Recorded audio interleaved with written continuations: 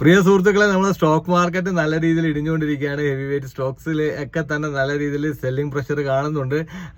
അതിന്റെ ഒരു പ്രധാനപ്പെട്ട കാരണം ട്രംപ് ഇന്ത്യക്ക് മേലെ വീണ്ടും ഒരു ടാരിഫ് 500%. കാരണം റഷ്യയിൽ നിന്ന് ക്രൂഡ് ഓയിൽ ഇറക്കുമതി ചെയ്യുന്ന രാജ്യങ്ങളുടെ മേലെ അധിക തീരുവ ചുമത്തുമെന്നാണ് ട്രംപ് ഭീഷണിപ്പെടുത്തുന്നത്.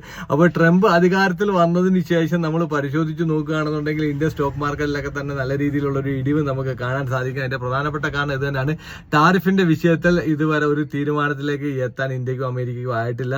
അപ്പോൾ അത് കൂടുതലായിട്ട് ബാധിക്കുക ഇന്ത്യൻ സ്റ്റോക്ക് മാർക്കറ്റിനെയാണ്. കാരണം നമ്മൾ ഏറ്റവും കൂടുതൽ കയറ്റുമതി ചെയ്യുന്ന ഒരു പ്രധാനപ്പെട്ട രാജ്യങ്ങളിൽ ഒന്നാണ് അമേരിക്ക. അപ്പോൾ അമേരിക്കൻ വിപണി എന്ന് പറയുന്നത് ഇന്ത്യക്ക് അത്രയേറെ പ്രധാനപ്പെട്ടതാണ്. എസ്പെഷ്യലി നമ്മളുടെ വസ്ത്രങ്ങളായിക്കൊള്ളട്ടെ, അഗ്രികൾച്ചർ മേഖല ആയിക്കൊള്ളട്ടെ, അതല്ലാതെ ഇലക്ട്രോണിക്സ് ഐറ്റം, ഒരുപാട് പ്രോഡക്ട്സ് നമ്മൾ എന്ത് ചെയ്യുന്നുണ്ട്, US കയറ്റി അയക്കുന്നുണ്ട്. അപ്പോൾ ആ പ്രോഡക്ട്സിന്റെയൊക്കെ തന്നെ വരുമാനത്തെ ഇത് നേരിട്ട് ബാധിക്കും എന്നുള്ളത് കൊണ്ടാണ് നമ്മുടെ സ്റ്റോക്ക് മാർക്കറ്റ് ഇങ്ങനെ ഇടിഞ്ഞുകൊണ്ടിരിക്കുന്നത്. അപ്പോൾ ആ രൂപത്തിൽ നമ്മൾ പരിശോധിച്ച് നോക്കുമ്പോൾ സ്വിംഗ് ട്രേഡ് ചെയ്യുന്ന ആളായിക്കൊള്ളട്ടെ, അല്ലെങ്കിൽ ലോങ് ടൈമിലേക്ക് ഇൻവെസ്റ്റ് ചെയ്യുന്ന ആളായിക്കൊള്ളട്ടെ, അല്ലെങ്കിൽ ഇൻട്രാഡേ ചെയ്യുന്ന ആളുകളായിക്കൊള്ളട്ടെ, നമ്മൾ കൃത്യമായി കൊണ്ട് ന്യൂസുകൾ എത്രയും വേഗത്തിൽ നമുക്ക് കിട്ടുന്ന സോഴ്സുകൾ ഉപയോഗിച്ചാൽ നമുക്ക് ട്രേഡിൽ അത്രയും മികച്ച ഓപ്പർച്യൂണിറ്റീസ് നമുക്ക് ലഭിക്കും എന്നുള്ളതാണ്. കാരണം വാർത്തകൾക്ക് അത്രയേറെ പ്രാധാന്യം സ്റ്റോക്ക് മാർക്കറ്റിലുണ്ട്.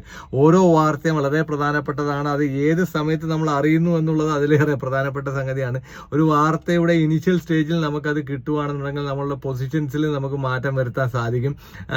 ഫോർ എക്സാമ്പിൾ, ഇപ്പൊ തന്നെ റിലയൻസിന്റെ ഒരു ചെറിയ ഒരു കമന്റ് റിലയൻസിന്റെ ഭാഗത്തു നിന്ന് വന്നപ്പോൾ തന്നെ അതൊരു 4-5% താഴേക്ക് ഇടിഞ്ഞത്. കാരണം ക്രൂഡ് ഓയിൽ റഷ്യയിൽ നിന്നും ഇനി വരുന്ന വർഷങ്ങളിൽ റിലയൻസ് ഇറക്കുമതി ചെയ്യുകയില്ല എന്നൊരു പ്രസ്താവന റിലയൻസിന്റെ ഭാഗത്തു നിന്ന് തന്നെ ഉണ്ടായി. അപ്പൊ അത് സ്വാഭാവികമായിട്ട് ആ സ്റ്റോക്ക്, കാരണം റിലയൻസ് റഷ്യയിൽ നിന്നും വളരെ വില കുറഞ്ഞ രീതിയിൽ ഓയിൽ ഇറക്കുമതി ചെയ്ത് അതിൽ നിന്ന് വലിയ ലാഭം നേടിയെടുത്ത ഒരു കമ്പനികളുടെ കൂട്ടത്തിൽ ഒരു കമ്പനിയാണ്.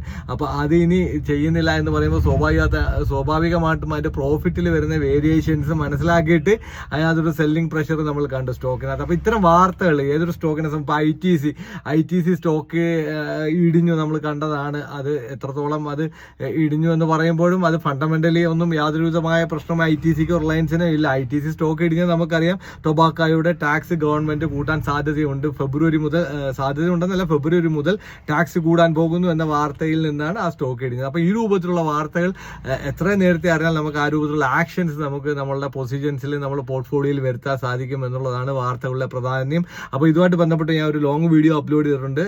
പറ്റുന്ന ആളുകൾ ആ വീഡിയോ കാണുക. മറ്റൊരു വീഡിയോയുമായി കണ്ടുമുട്ടുന്നതുവരെ ബൈ.